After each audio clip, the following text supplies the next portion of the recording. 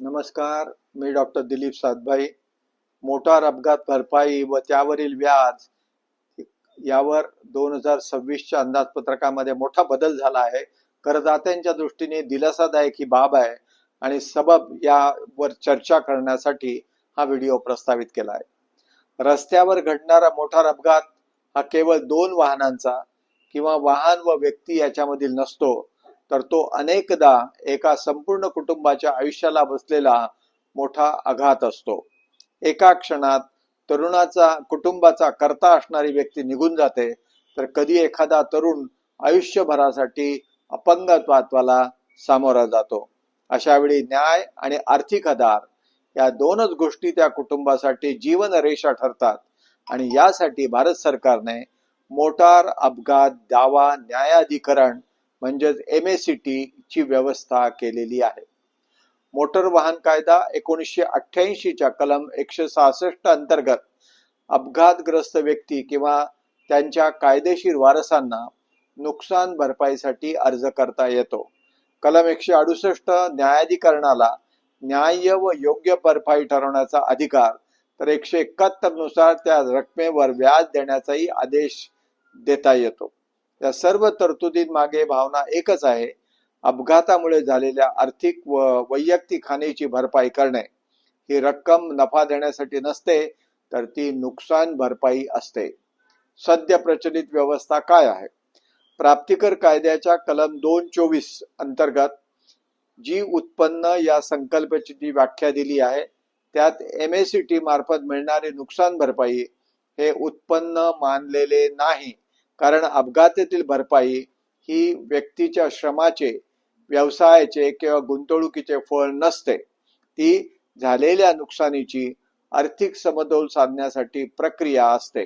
सध्या म्हणून मूळ नुकसान भरपाई ही भांडवल प्राप्ती म्हणून, उत्पन्न म्हणून नव्हे, करमुक्त मानली जात होती, तर त्या रकमेवर मिळणारे व्याज केवळ करपात्र धरले जात नव्हते, तर त्यावर विमा कंपन्यांकडून TDS देखील कापला जात असे.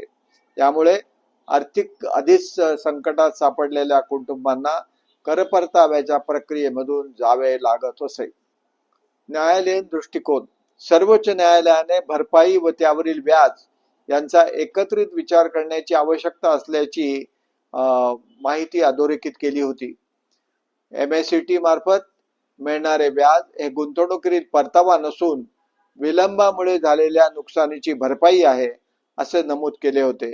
त्यामुळे त्यांचा स्वभाव मूळ नुकसान भरपाईपासून वेगळा नाही, असे मत पण देखील त्यांनी व्यक्त केले होते. अपघातानंतर न्यायालयीन प्रक्रिया अनेक वर्ष चालू शकते. या काळात पीडित कुटुंबाला तत्काळ रक्कम मिळत नाही. त्यामुळं न्यायाधिकरण व्याज देऊन त्या विलंबाची आर्थिक भरपाई करते, असे स्पष्ट केले आहे. हे व्याज कमाई नसते, तर ते विलंबाची भरपाई असते, असे देखील स्पष्ट केले आहे. महत्वाचे बदल. नवीन सुधारणांनुसार 1 एप्रिल 2026 पासून MACT ने मृत्यू, कायमस्वरूपी अपंगत्व किंवा शारीरिक दुखापतीमुळे झालेली कोणतीही नुकसान भरपाई, किती आणि कोणतीही नुकसान भरपाई आणि त्यावरील व्याज प्राप्तिकर कायदा 2025 मधील कलम 11 व 56 मध्ये सुचवलेल्या प्रस्तावित बदलामुळे पूर्णपणे करमुक्त असेल, असे स्पष्ट करण्यात आले आहे. यामुळे या रकमेवर आता TDS देखील लागू होणार नाही. हा बदल अत्यंत स्वागतार्ह आहे, कारण न्यायाधिकरणाने ठरवलेली संपूर्ण रक्कम लाभार्थ्यांच्या हातात पोहोचेल. त्यात करकपातीमुळे कोणती घट होणार नाही. कर प्रणालीचा उद्देश महसूल गोळा करणे जरी असला, तरी ती न्याय्य आणि समतेच्या मूल्यांपासून वेगळी असू शकत नाही.